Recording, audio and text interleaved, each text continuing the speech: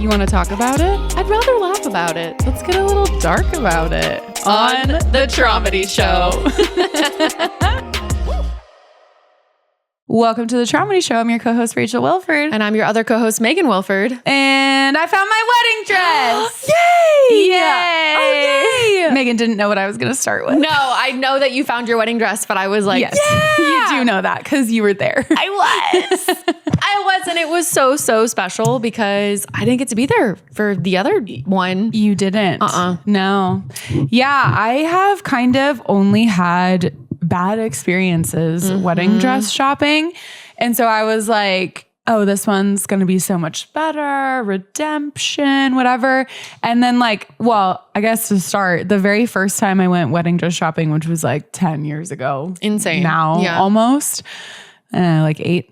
I got my dress at David's Bridal, and they you have to make an appointment and you can bring your bridesmaids, whatever. I did, but Megan was living in Idaho, so she wasn't there.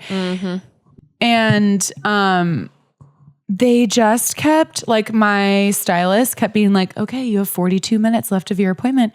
You have 37 minutes left of your appointment. You have 33 minutes left of your appointment. And it was so stressful. Oh my God. The pressure. Okay, I have to find a dress in 33 minutes. I only have 33 minutes to find the perfect dress and try all these things on and make a decision. And I was 22 at the time. So I, wasn't feeling like I could speak up for myself. I did end up getting a dress that day that I loved. And then she was pressuring my mom into signing up for a David's Bridal credit card at the end of it. And it just was not it. I ended up leaving a Yelp review. David's Bridal isn't it. Maybe you have a good experience with it, but I think it's gone for you. bankrupt in a few locations. I did hear that. Yeah. I think they've gone under in some ways because it's those big giant wedding dress chains. Yeah. They're probably trained to do that and 100%. stress you out. And yeah, they don't care as much about the experience. It's a corporation. Yeah. Yeah.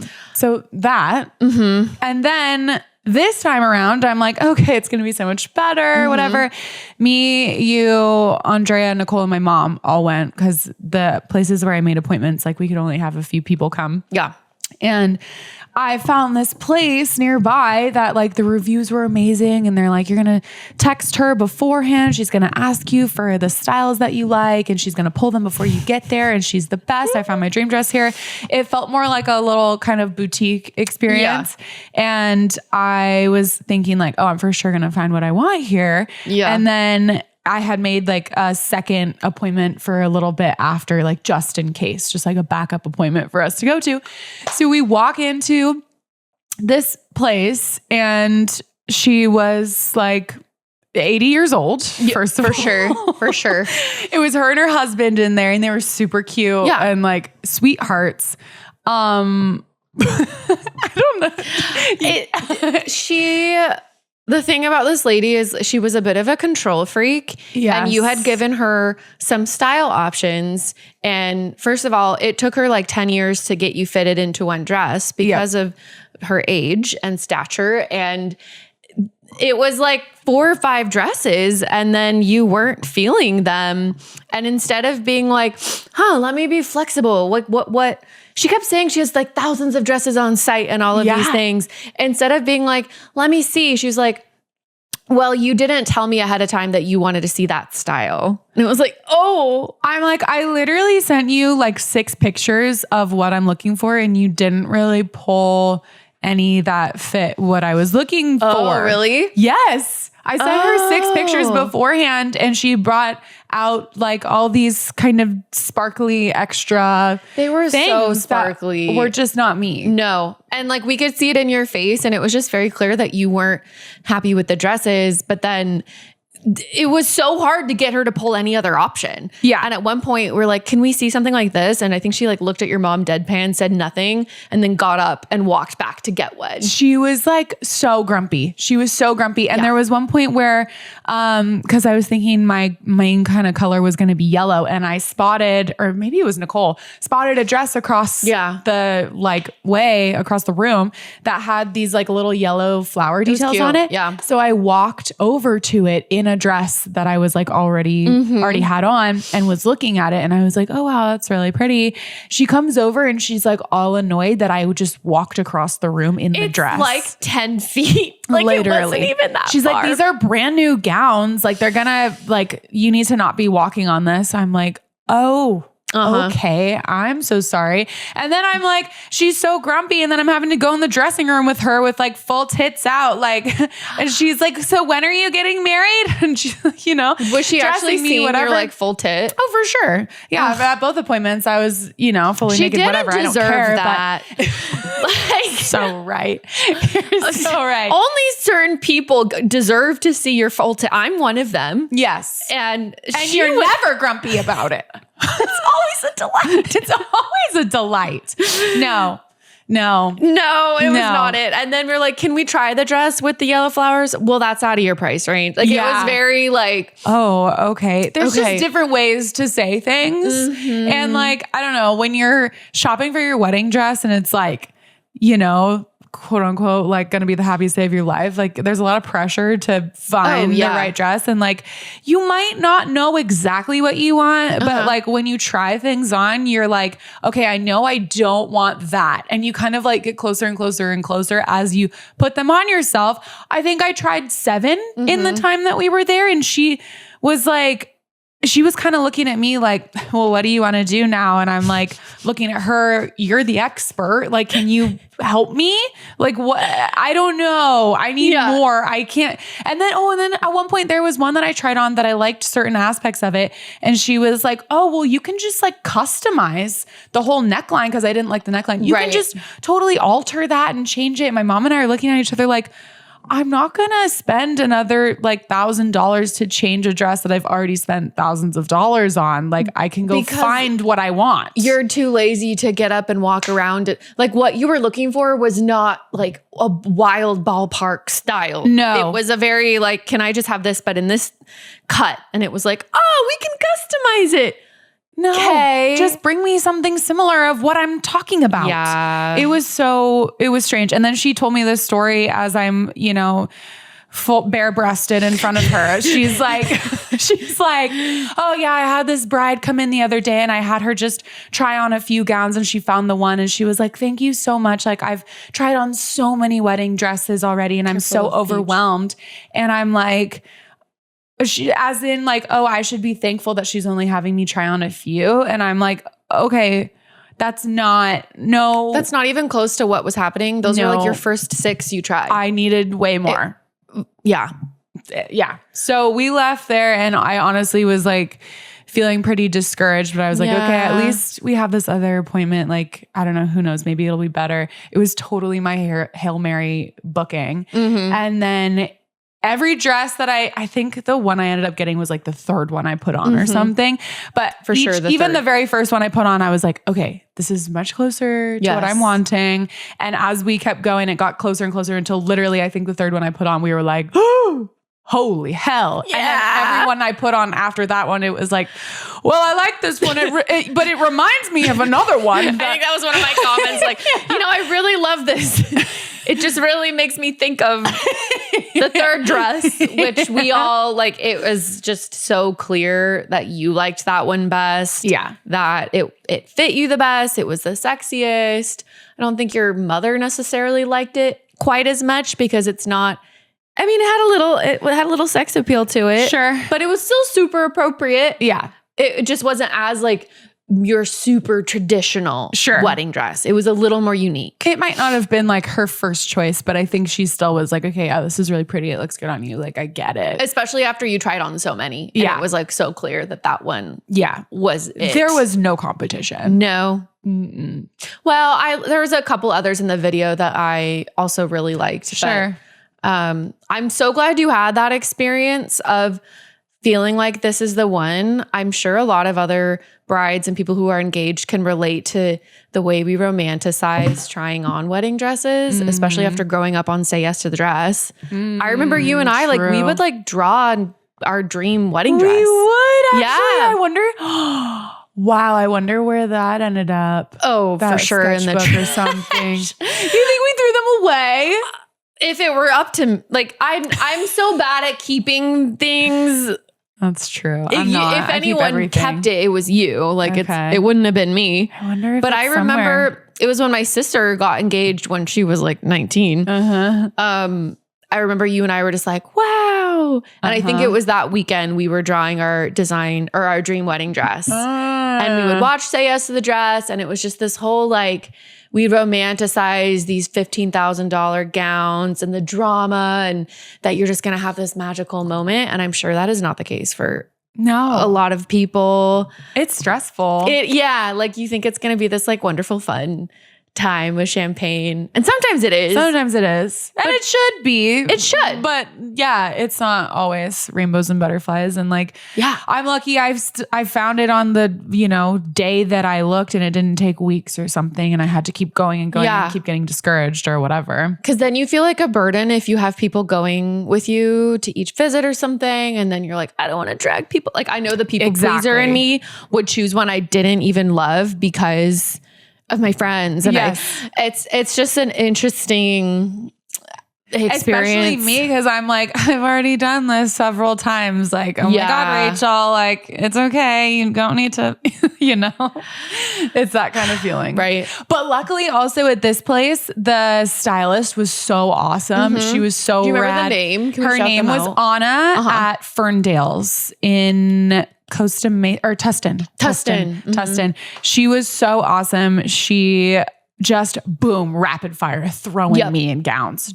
I probably tried on 15 to 20. Just flying around. Flipping and flopping. I'm whipping her in the face. She's like, are you shy? Should you want me to come out? I'm like, Anna, come on in. The water's warm. Let's you go. get to see these. Like, she was worthy. 100%. She was enthusiastic.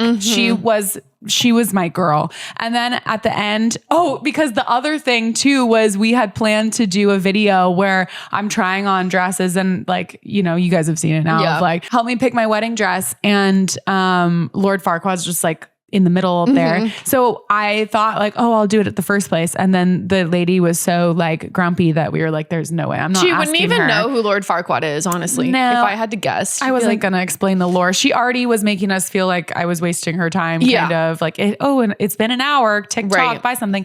So then, at this place at the end, I told Anna about the lore. She thought it was so funny and she was all about it. So we did that and it was fun. And that was an actually like fun experience. We were all laughing. Anna was great. It was redeeming. I found my dress. It looks so good. Yeah, it is. I can't wait to show you all. It's perfect. And then I had pivoted all of my colors because of it. And I won't say why, but just the way that it is, I needed to not do yellow anymore. So now the bridesmaids dresses are pink. I mean, selfishly, I'm super excited about that because that's my favorite color.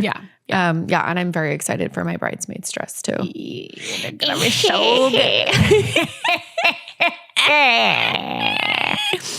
Perfect segue. Spooky laugh into Halloween recap. Oh yes.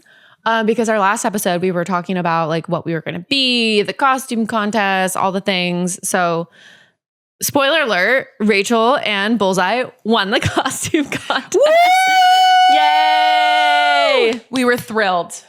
Tell the listeners what you guys were. Bullseye was Elphaba. And I was Glinda, the good witch. He was practicing his little Elphaba. What do we call that? An Elphaba yell, an Elphaba screech, an Elphaba yodel. I don't know what that is. It's called like her belt. Pop culture. Her belt. The Elpha belt. TM. Oh my God. Yeah. Jinx. Yeah. Her Elpha belt. Her Elpha belt. I literally just watched it last night. And we watched it the night before because Bullseye was unfamiliar with, or the night before Halloween, sorry, because Bullseye was unfamiliar with the lore. Yeah, and you had also not even seen the movie yet. I hadn't seen it because when it came out last year, he was like, no. And then you had already seen it without me. And so I just never got around to it. Because you didn't want to go. Well, maybe that's true. Maybe it's okay. I've forgiven you now. That's fine. Yeah, you and Emma went and maybe I didn't want to go. I don't know why. But yeah, it was really good. I didn't even know at the time I didn't know until I watched the movie that there was going to be a part 2 and now part 2 comes out this week. I literally thought it was like the whole movie start to finish this entire year since it's been out. What? I didn't realize it ended on the alpha belt. Holy shit. I didn't even know. Oh my God. Wait, because that's on me. I didn't watch it. I'm having flashbacks of us talking about you not seeing Wicked like when we recorded a year ago. Yeah. And I was like giving you shit for not seeing it. Yeah. I mean, to be fair, you are like, you've seen the musical. Yes, I've seen it. Yes, I've seen it like at the Pantages several times. I watched the trailer for the second movie For Good today, and then I watched some BTS and everything. I was full on crying. Like it. And Thelonious, so this is your excited. Roman Empire. I'm not a theater kid. This is all you. I appreciate it and I do enjoy it. Right. But this is yours. And Wicked, I feel like for any theater kid, it came out in like, I don't know, 2004 or something. Like I could be wrong, but somewhere around that time where it was really the musical that I think like propelled millennial theater kids into like musical like obsession. And I like sang the songs for auditions. We did performances for the family reunions and shit. And like Wicked has always been one of my favorites. Still is. I watched it with my boyfriend last night because the four of us are going to like, my friend had rented out an entire movie theater and we're all going to dress up in like Emerald City Green and there's going to be like drinks and stuff. And we're going to like an event on Friday. So I'm like, okay, I need to educate my boyfriend to see part 2, which comes out. Yeah. The fun thing is like, I didn't even really have to wait for part 2. I know. Because I watched part 1 and I was like, it's over. And then I looked up when does part 2 come out and I was like, in 3 weeks. Oh yeah. So that was kind of nice. That is nice. Props to me, I guess. I'm glad I just got to rewatch it too, because it's really got me hyped. Yeah. But I will say like, I love my boyfriend. Musicals are not his thing. Like he's into some nerdy stuff, but like he would rather probably be watching baseball and playing chess on his phone. And I was like, so it was like kind of stressing me out watching it with him because he kept looking at his phone. And and you're like, I really want you to enjoy this. Yes. Like the stakes are really high for me in this moment that you are enjoying this and appreciating it for what it is. Like it was kind of stressing me out. And you had even been like, you haven't texted, like last night I hadn't texted you back in a couple hours or something. Yeah. It's because I pitched her a video idea and then she didn't respond for hours. And I was like, I even started it with, this might sound dumb. And I pitched her this video idea and I was so excited about it. She thinks it's dumb. Yeah. No, I just kept kind of like making little comments about how important it was to me that he gave it his full attention. So I couldn't look at my phone. That's fair. I didn't have my phone out. So I was locked in and I loved to be like, wait, no, watch this. Because there's so many little parts of the movie of like, oh, this dance scene or oh, this scene or it's important to practice what you preach, Thelonious. Go watch this part. Oh, and like he was playing chess at one point, and I was like, no, look up, Ariana Grande is doing something amazing. Yeah, like her popular song. Like I had to be my favorite part of the whole thing. My dog she did so good. She crushed it. Oh my God, so perfectly cast. I was like, you need to watch this. Please put down chess. And he's like, I am watching. And I'm like, but your eyes aren't at the screen. And then we paused it last night when they went to go finally see The Wizard because he was falling asleep. And I kept being like, are you asleep? Are you asleep? Because my boyfriend famously cannot stay awake during a movie. Yeah. And he kept being like, yes, I'm awake. And then I looked over and his eyes are fully closed. And I was like, we're pausing this. I am not just going to sit through Defying Gravity while you are sleeping. Hell no. It's mandatory to be awake for the alpha belt. You have to. So we're going to finish it tonight. And then we will be ready for I did buy a new dress for Friday. Oh, you did? I did. Okay, segue. But yes, you were Elphaba and Glinda for Halloween. Yes. And before, like I had come up with this costume idea and Bullseye was on board, but he hadn't seen the movie and he was like kind of not a hater, but just like not interested, which is funny because he's like an actor and you would think that he would, but musicals, not really his thing. So he just was like, no, I'm good. I don't need to watch it. And then once we started watching it, he was the opposite of Washington Boy. He was like locked in, Damn. Appreciated the hell out of it. Damn. Was like in awe of Ariana Grande's performance. And yeah, just so then he was even more motivated for our costumes and to assume his character. So it was great. And he was just alpha belting everywhere. And he was, I was in doing a giant the elbow dance. Oh yeah, they're a funny little dance. Maybe we need to finally post our chaotic doing our chaotic video. We have some chaotic footage from that night. That could be. It's really funny. It would go with this in a episode. Giant pink ball gown all night with a hoop skirt and the whole thing. So yeah, it was super fun. And your guys' costume was so good. And thank you. Say what you were, but like Megan was so upset because I got in the car and I'm sitting in the back seat and it's dark and I can only see like bits and pieces of what you guys are wearing. And they're like, "Oh, do you know what we are?" And I'm like, "No." Yeah. And you were so sad. And I was like, when I saw you guys outside of the car, I immediately would have known. But anyway, we were dubbed Napoleon Dynamite, specifically their outfit that they wore like at homecoming and with like the Forever Young and the whatever other song where they're just slow dancing and they're like really awkward. And Napoleon's like, "I like your sleeves. They're real big." Yeah. Our original idea was we were going to start with the regular Napoleon Deb outfits that they just wear, casual street clothing. And then we were going to change halfway through the party and then we were going to perform the dance. Okay. And as time went along and as we got closer and closer to the event, it was like, this is in 3 days. Yeah. We're not. We might have bitten off more than we could chew here. So we dialed it back, but the reason why I was so upset, even when we went to go pick you up, is like Halloween's a big deal for me and dressing up and expectations, etc. And Washington Boy I got the impression that he didn't like his costume. And I immediately went like, oh, it's my fault because I'm the one who picked everything out. I ordered his suit. I ordered his wig. And we kept going back and forth between real hair wig. And what I'm hearing this episode, Thelonious, is that his feelings, you're like, I need to make sure that his experience is like, that he's having a good experience. Yeah. Yes. Yeah. And I really do take it on as my own. Yes. Because I was just so excited. Like, this was our first couple's costume. Yeah. Like, this is more important than our wedding. Well, and you put it all together. Yeah. And so, yeah, the insecurity of like, oh, you don't like what I did for you. That sucks. Yeah. And he kept totally being like, I don't look like Napoleon Dynamite. Like, I don't think it's reading. I don't know how anyone else could have looked more Napoleon Dynamite. Like, it was perfect. There was nothing else that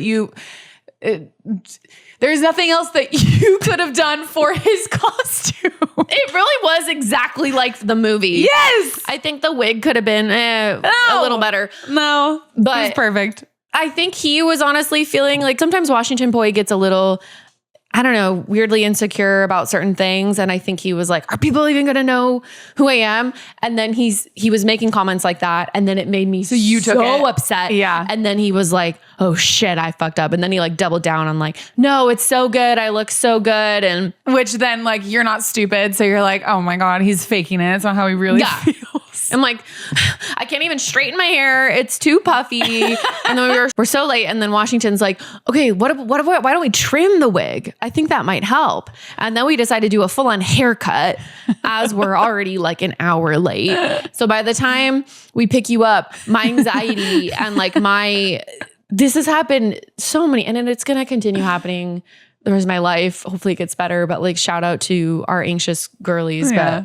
But I needed at that point to just have a moment to myself and like cry. Yeah. But I couldn't do that. And I didn't have that. Yeah. It's hard to reset. Instead, you had to rally. I had to rally. It's like I needed a reset and I didn't have the opportunity to. And I don't think Washington always realizes sometimes of like, I can't just like bounce back, even though everything's okay. If I've gotten to this like anxious place, I can't just be like, well... No, that's so normal and relatable. And I have the same thing sometimes too. And if I need a reset, but I'm like, now I am in a group setting, then I can't do it. I'll typically just like go to the bathroom and like sit for a couple minutes and just like collect myself, like talk to myself if I need to, and then try to come out and be brand new. And I didn't have like the chance to do that or like time. Because then we got there and we had to just decorate. And Bullseye took over the bathroom greening himself. Painting himself green. So yeah, the beginning part of Halloween was stressful for me, but then the rest of the party was super fun. And as soon as people showed up and I started drinking, and it was a blast. And I was being a chaotic goblin all night. Of course. We played, tell them about the chip clip game that we played. Yeah. We wanted some sort of fun game to play during the party. And the wooden clothespins, we were clipping them on the back of people's clothes when they weren't noticing. But each one we wrote a little like, take a shot. Say this thing to Bullseye, or yell, this is Halloween. There's at one point, because we set up the video in the bathroom for everybody to be like, oh, hi, I'm Glinda, and I think Deb is going to get the drunkest tonight, whatever it was. And there's in the back of someone's video, you can hear from the outside someone just go, this is Halloween, like super loud. It was like the perfect sprinkle of chaos. Yeah. One of them was like, ask Bullseye if he likes flan, which I don't know if we've talked about this yet. I don't know. Bullseye hates flan. And we discovered this during Via de Guadalupe. And so it just became the absolute joke of the trip. And we were all drunk and teasing him about flan. And it still is. Like now it's like if we ever see flan out in the wild, like we send a picture to him. Like it's just to this day. As you're listening to this, go ahead and send him a DM and ask him if he likes flan. Message Bullseye just a picture of flan. Please. Oh, he'll think it's hilarious, actually. So that was on one of the chip clips, the clothespins. And I was feeling especially like Bog Witch goblin mode activated, and I was like stealing your wand and clipping people. Multiple people were stealing my wand. Oh, I was pissing me off. And then I just started stealing everybody's costumes. Yeah. You just put on you were just this like amalgamation of everybody's costumes. I stole Snooki, Willy Wonka, and I was just like hee. Like I just was feeling really mischievous. Yeah. So it was a fun night. Yes, it was fun, and we're sure to have more mischievous whiz. Thelonious, it's actually mischievous. I would be remiss if I didn't correct you. And I would be remiss. VIOUS. It's not spelled that way. It's VOUS. Mischievous. I would be remiss to tell you to not tell. I don't to tell care. Me to shut the fuck up. Just saying. I was going to let it go the first time, and then you said it again, and I was like, I can't let it slide a second time. I have to say it because this is a very common misconception about the word mischievous. A lot of people make this mistake, so don't feel bad. You are one of many. I don't feel bad. I don't. Neither do I for correcting you. It's one of those things where it's like, but everybody says mischievous. But everybody says it wrong. I guess I just don't really like. Right and wrong, you know. Oh, is that a gray area for you? I think it's a gray area. I think there's beauty sometimes in how we all say sherbert, even though there's no R. But who cares? Or how people say irregardless. Would you say, well, irregardless of how I'm supposed to say it? I might say that. Oh, Thelonious. And who cares? Me. I will correct you every time. It's not that serious. That's fine. It's serious to me. I mean, in the same way that you would die on a hill for Wicked, I will die on a hill for words. Wow. And that's my platform. That's my Roman Empire. Well, I will continue to say mischievous, but I will know that I'm wrong. That's fine. That's your choice. I just want you to know so that you can make an informed decision to say the wrong thing. I make informed decisions to do the wrong thing all the time. I just want you to be educated. That's it. That's it. What you do with that education is your business. And I've always said that. I feel like we should poll our listeners. Do you really care if it's correct? I don't know. Here I am educating the masses. You are. It's true. That's fine. I take my role very seriously on this podcast.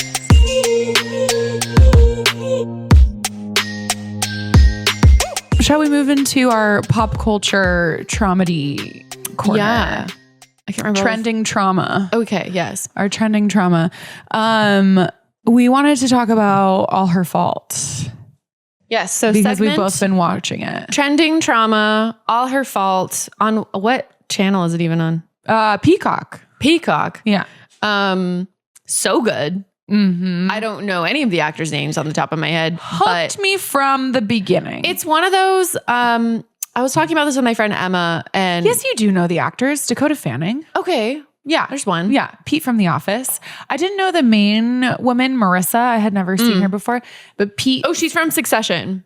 I've never But I've never that. seen it. I just, yeah. Okay. But Dakota Fanning is a big one. Anyway. Which she's our age, which is crazy. Yeah. Love her. I was talking with my friend Emma after Pilates one time, and we were like, I just love a limited series. I am a slut for a limited series. Bingeable. With a murder, with a kidnapping, with something that just a mystery. It had all the right things. Give me 8 episodes of a little mystery that like slowly unravels. Something fucked up. It's a quick watch. It grips you. Yeah.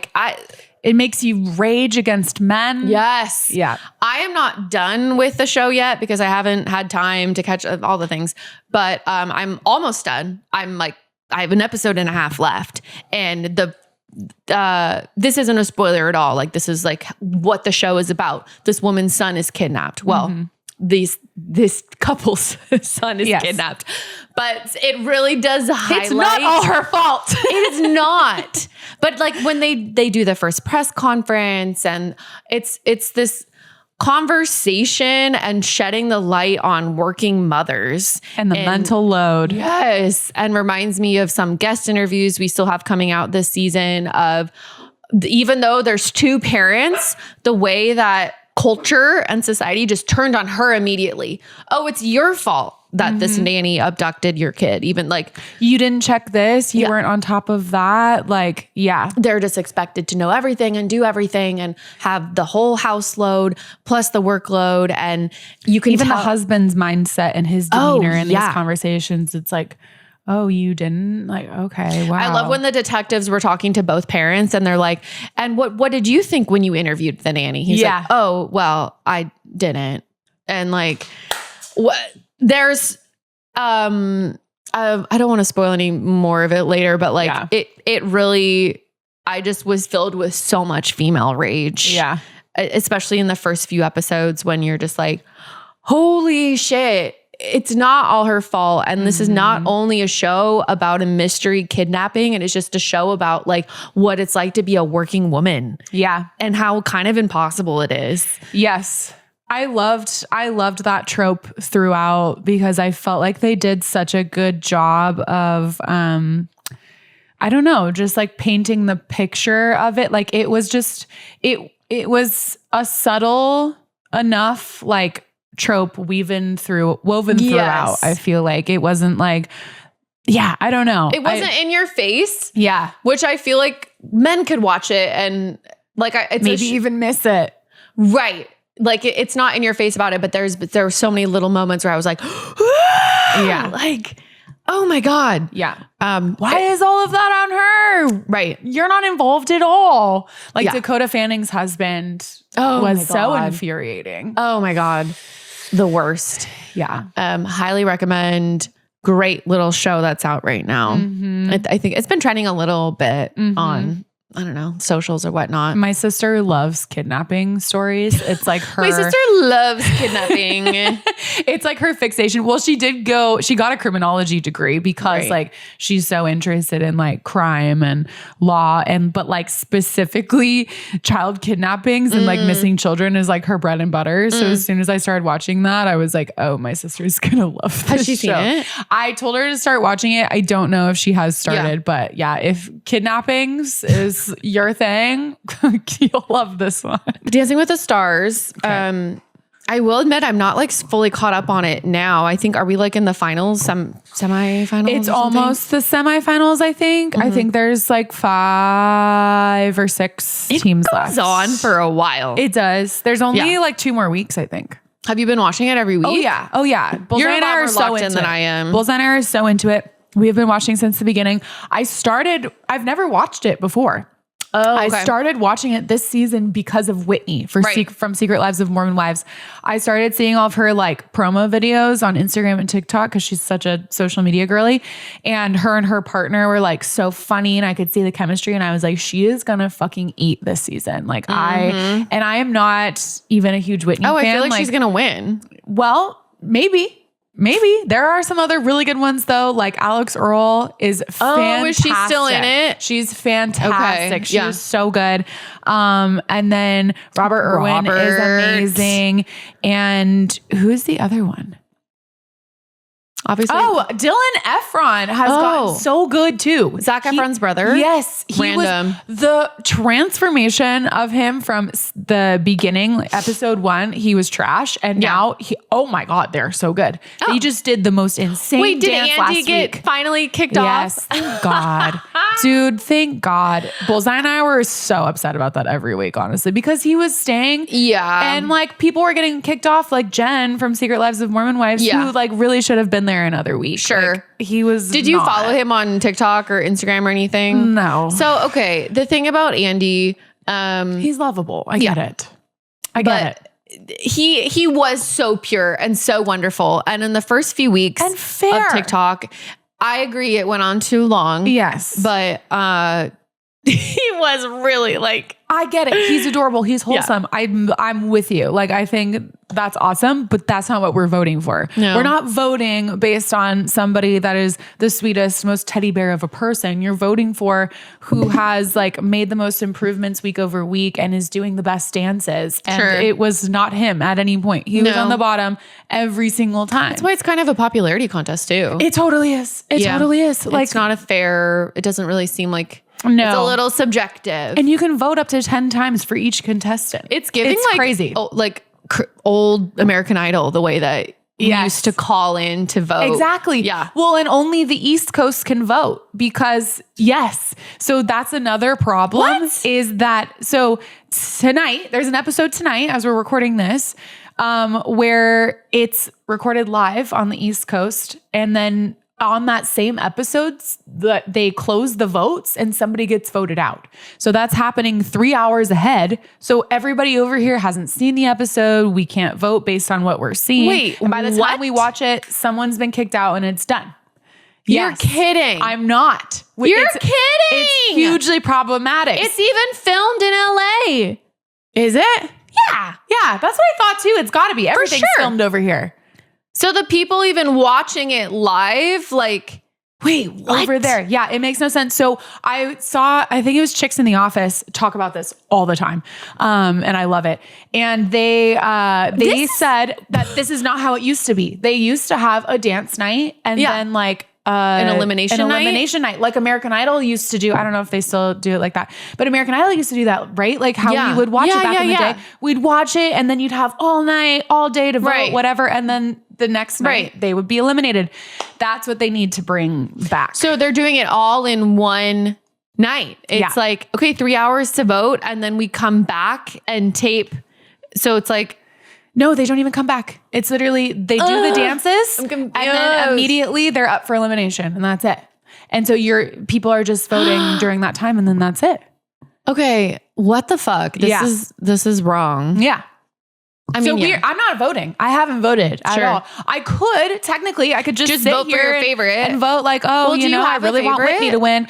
Okay. So I think Alex Earl has been so fantastic every single week. Like literally she and her partner are super, super good.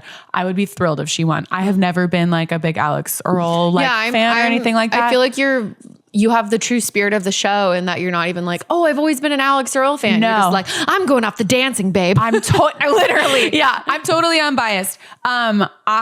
Huge fan of hers now from this show. I came here for Whitney, honestly, because I'm a big Secret Lives of Mormon Wives fan. Sure. I love that show.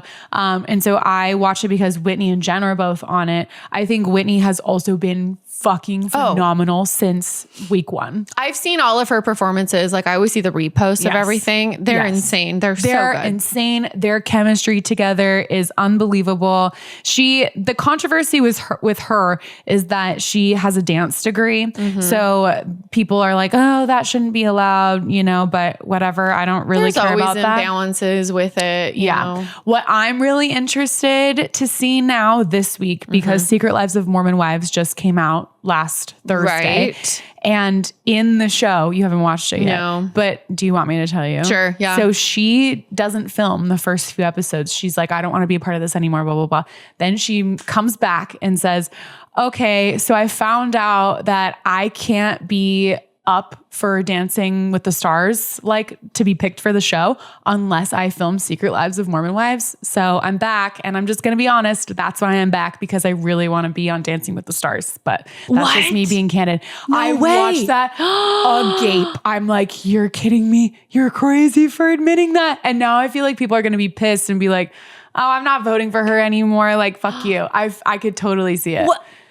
I don't know, because I can also respect the honesty. I respect it. Like, girl, get your bag, but also like, why doesn't she want to be on it anymore? She just doesn't want to. The dynamic with the women has been very toxic and whatever. It and doesn't seem pleasant. That's fine, but like, she's like, I don't need this money. Like, I have enough income at this point from other. I think it just maybe wasn't the best look to be like, the only reason I'm here is for this, and like, it just seemed a little bit callous, I guess, to be that candid and like use this platform to get on another one and just be so like, yeah, I don't really give a shit about this. I'm here for this other thing. Like, I just think I don't know why I like her even more now. That's fair. And that was my gut reaction of like, damn. It doesn't make me necessarily like hate her or anything, but I'm very interested to see that she even the response now. Yeah. And if like, if people don't stand her anymore. Courtney on Keeping Up with the Kardashians. Yeah. For so many years has always been like, I'm over this. I don't want to Yeah. So fascinating. Interesting. And then obviously, not obviously, Dylan Efron, Bullseye and I are big fans of his too, because he won The Traitors and we watched that show.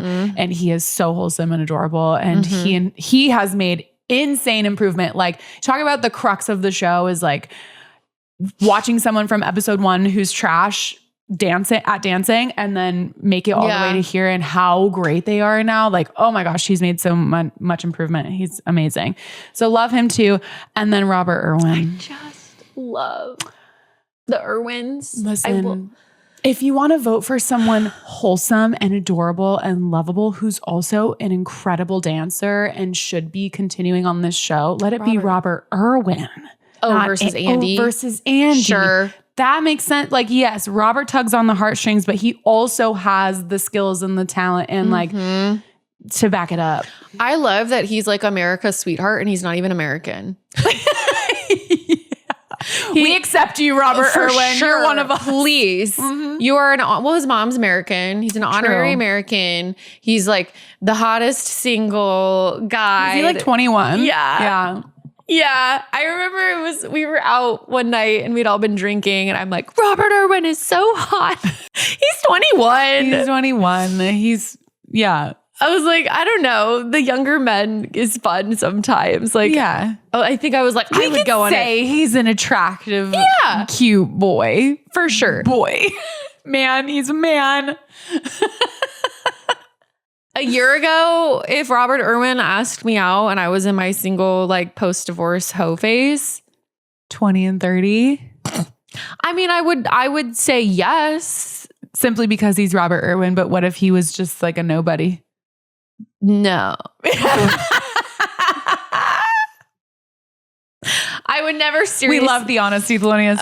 I would never seriously date someone that young. Right.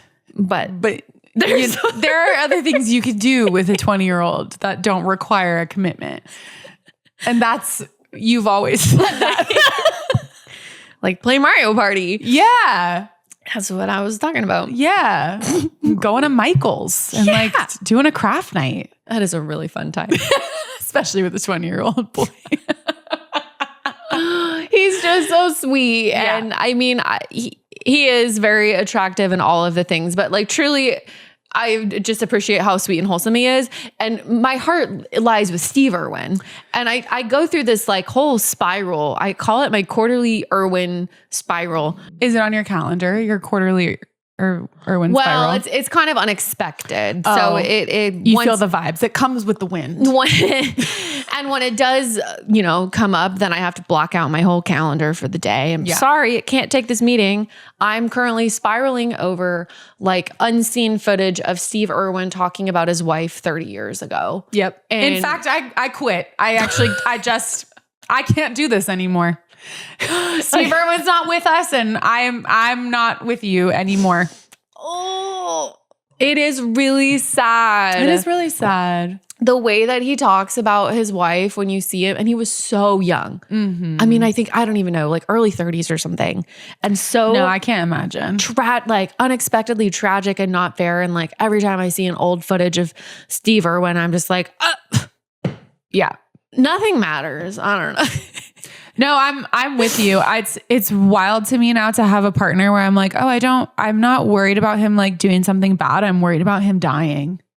Oh, I know. Oh, isn't that sad? Like, oh, yay for me, but also like, yeah, damn, like tragic. Oh yeah. Tragic for the Irwins of like unimaginable to lose, your partner. And the love of your life so unexpectedly. And we've had guests on and we've talked about like the loss of a partner, like loved ones and whatnot. And like, thankfully it's not anything I've experienced yet, but it is just like, my brain goes there all the time. If like, I don't hear from Washington for a certain amount of time or whatnot, or I'm like, he got in a car crash and got like, I do sometimes like spiral like that. For and start sure. to think about like, I'll be like, do you ever just think about like, what if I died? And he's like, no, I don't think about that. Bullseye said, Bullseye has thought about if I die, like to the point where he has a plan. If I ever die, he's going on like... Holy shit. He's going on like a killing spree where he's going to go like bomb like horrible people. He's going to go just like strap bombs to himself and go just like take out the whole like... He's going to like suicide bomb terrible people? That's what he said. He said he's just going to go on a killing spree. It's noble. He's like, I won't have anything else to live for. I might as well just like take out a bunch of bad people while I'm at it. Oh, another time he talked about like, I'm just going to go undercover and like, I'm going to infiltrate like sex rings, like child trafficking. I'm going to go undercover and find all the bad guys and I'm just going to kill them. And if I die in the process, at least I like died nobly. I'm like, can we stop talking about this? It's been 25 minutes. Holy shit. And I'm not dead. That's me though. Like I'm bullseye like that because when I try to talk to my boyfriend about it, he's like, no, I've never imagined what would happen if you die because I don't like to think about that. Yeah. And I don't like to talk about ghosts and I don't like to think about earthquakes and he doesn't like to talk about like terrible situations where I'm like, what happens if you die on this plane and what am I going to do? You and Bullseye are so similar in some ways because then you posted today on your story like, no, I haven't changed my kitchen or my car clocks. When daylight savings happened the other week, we got in the car and I was like, oh, the clock is, and he takes my car to work every single day now. So he drives my car more than I do. And I go to change the clock and he's like, no, I like it like this. And I'm so like, everything needs like to be in order. Everything needs to be correct. You saw how I just corrected you on Mischievous. Yeah. Imagine my car clock being wrong. So I'm like twitching, like my eyes twitching. I'm like, you like it like this? Yeah, no, don't change it. I like it like this. Yeah. Okay. So then literally like I snuck like a into bonus hour because you think you're like, oh man, it's already 6. Wouldn't you think it's late? You're late to work or something? Like, I don't get it. I do not relate. So I snuck into the car a couple of days later. No, and you didn't. That's a boundary. It's my car. You disrespected his boundary. Well, whatever. He can take it up with me.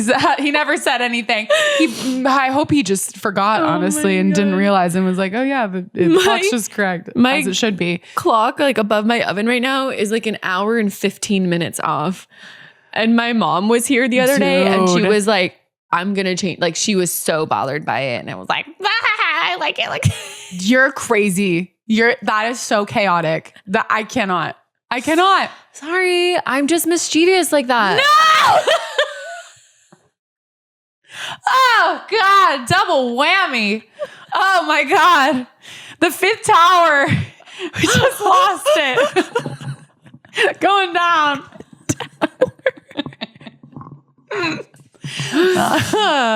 Yikes. Thelonious, I don't relate to you on that. So that's fair. And I do think about Bullseye dying, but in a way of like, I would not in the planning sort of way that he does for, mass destruction. Sure. If I do, but yes, it is a consideration. And thus we love the Irwins and our hearts go out. Bringing it back. We love Robert Irwin and just how sweet and wholesome he is despite losing his dad so young. And like, they just are the best, most stand-up people ever. Like, do they ever get mad? Do they ever have a bad day? Do they ever? It doesn't seem like really, it. like, how does it feel to be perfect, Robert Irwin? He was Irwin, like interviewed the other day on the red carpet and he took the time to talk about like endometriosis. So did I say that right? Endometriosis? Yeah, endometriosis and like bring awareness to, because his sister has it. Oh. And was like, we don't talk about women's health enough. And like, we don't have enough funding or research for this. And Thelonious, if you ended up with Robert Irwin, you have my full approval. Thank you. In another life. We love a man who talks about women's health. Oh, we love that. Yes. Yes, we do. Damn. Uses his platform for things like that. So a 21-year-old talking about I know. What a guy. I know. I really would love for him to win. I would love for him to win too. Any of them that are left, I feel like, and Eileen. I think it's Eileen. Shit. The lady from Parent Trap. Oh. Right? That diva? Yeah. Yes, Meredith. Oh my Meredith God. Blake. She's on the show. Oh, I love her. She's so good and she's like fighting through an injury and she's doing great. She did Defying Gravity. And ooh. I totally cried. It was so good. Oh my God. It was her best performance.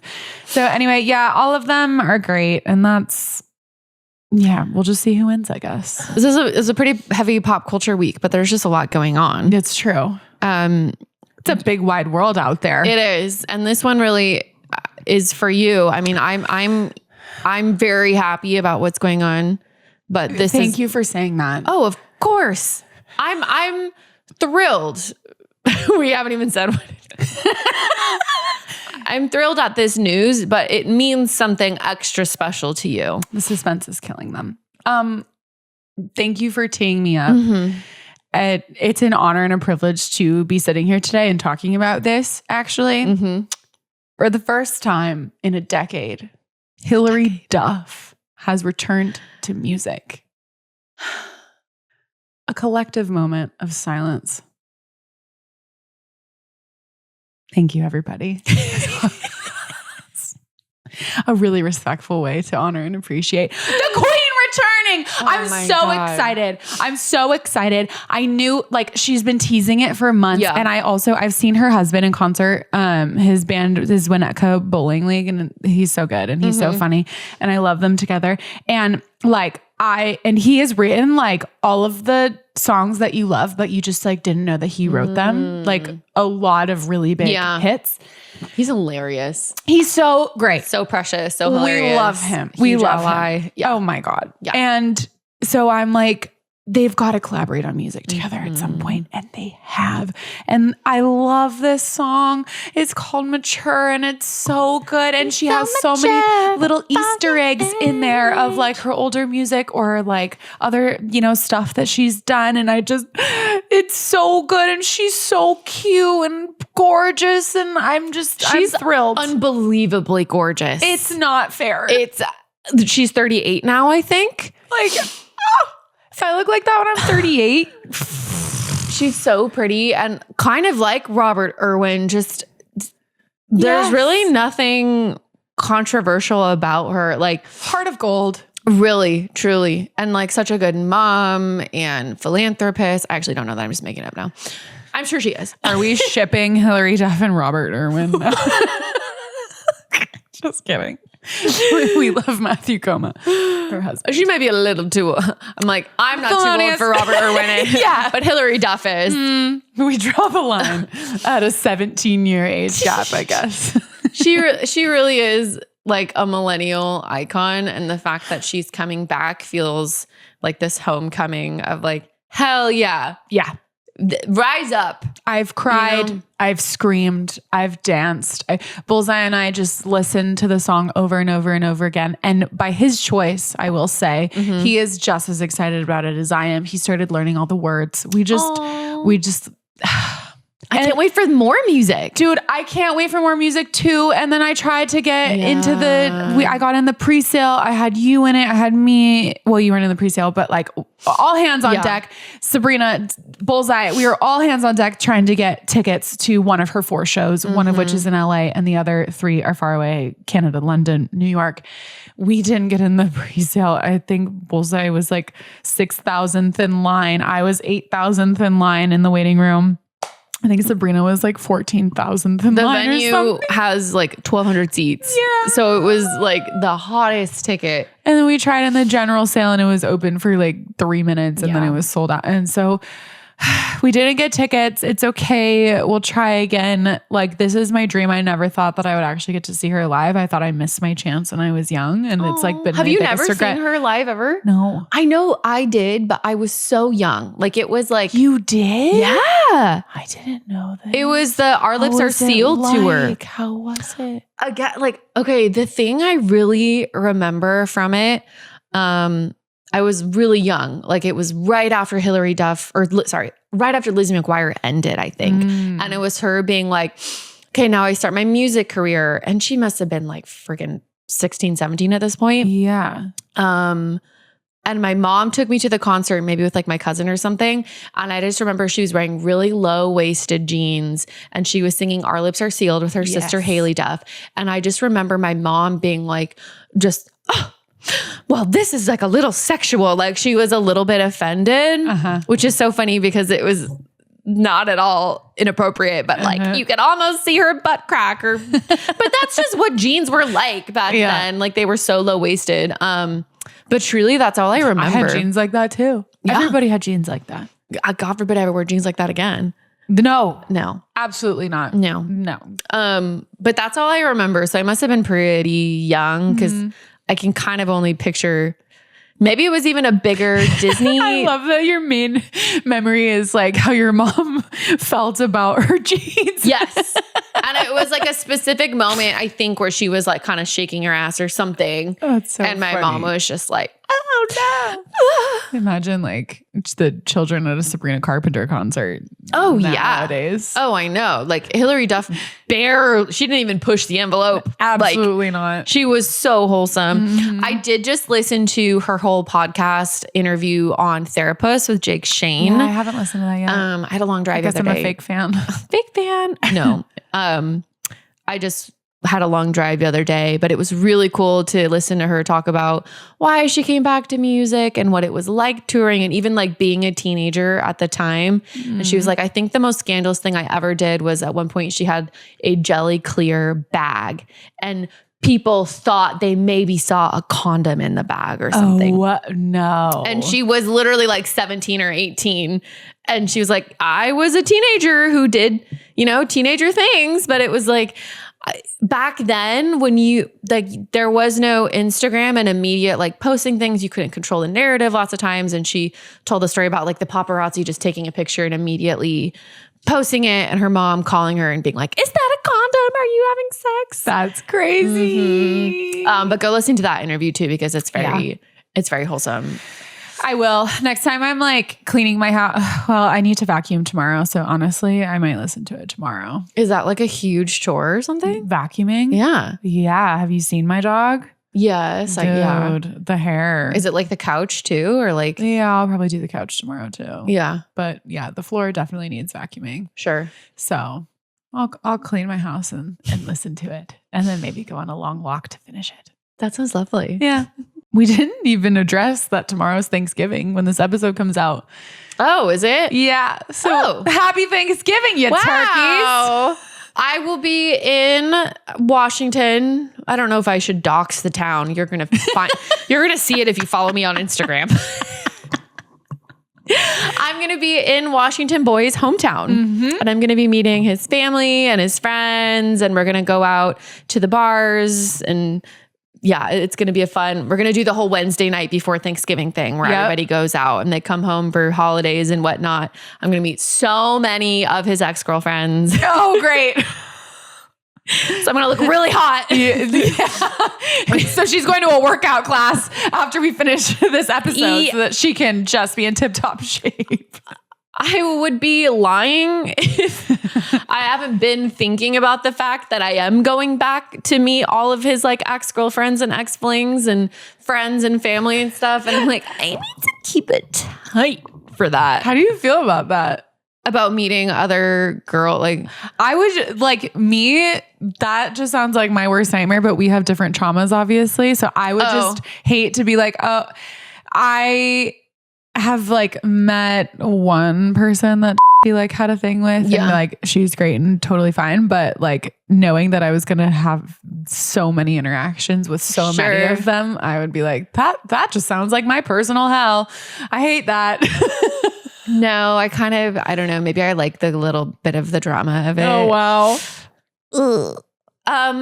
No, I don't feel like, especially because anyone I'd be meeting, it's not like I'm meeting his serious ex. Sure. Like he's had serious exes in the past. I probably will never meet those. These will literally have been like, oh yeah, she and I had sex when we were 15 or 16 or something. Yeah. And so it's like, and like Washington Boy was definitely a little hoe back in the day. And he was very popular, had a lot of girlfriends and all the things. So anyone I meet is going to be a high school fling. And no, I don't feel like, I don't know. I don't feel anxious about it. I'm probably going to try to be their friends, even not even in a competitive weird way. Just no, like, no, not that. But I'm excited. I do just want to look hot. Yeah. Well, you always do. Thank you. You always do want to look hot, and you always do look hot. Aw, thank you. Yeah. You're welcome. So we'll let you know how that goes. Yeah. And then after that, we're really hoping that you're going to be able to go straight to Miami for a super fun secret project that we're going to find out if we got. Oh my gosh, tomorrow. I really hope we got it. We signed an NDA. Yeah, we signed an NDA, so we can't say anything else about it. But we're really hoping that we get it so that we can talk about it in a way of like, yay, we did this thing instead of we almost did this thing. Either way, we'll be able to tell the story, but we should have an answer soon. Yeah. Yeah. So if you see us in Miami, just know that we got the super cool, awesome secret thing that won't be a secret for too long. But TBD. Yep. Yeah, I will be here for Thanksgiving. So, Bullseye's going to make his mashed potatoes again for my family, and we'll just be chilling here. I'm thankful for you, Thelonious. Oh, I'm thankful for you. Wow, it doesn't seem really like it. Fucked up my words. I'm very thankful for you, and it's fun to have been doing this podcast long enough to be like, oh yeah, last year when we were doing Thanksgiving and talking about it, and like, so true. Didn't we record on Thanksgiving morning? We did, yeah. That's wild. I was with the bodyguard at the time. Dude. I know. He whose name shall not be spoken. Yeah. So much, doing a lot better a year. Yes.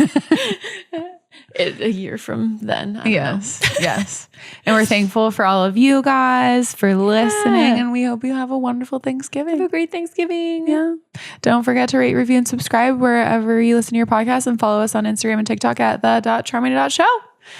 And we'll be back next week with our first like major guest. Oh yeah. Okay. Yay. We have a lot of guest interviews kind of locked and loaded. So I'm really excited for that one. I know who you're talking about. Yep. You'll see. You'll see.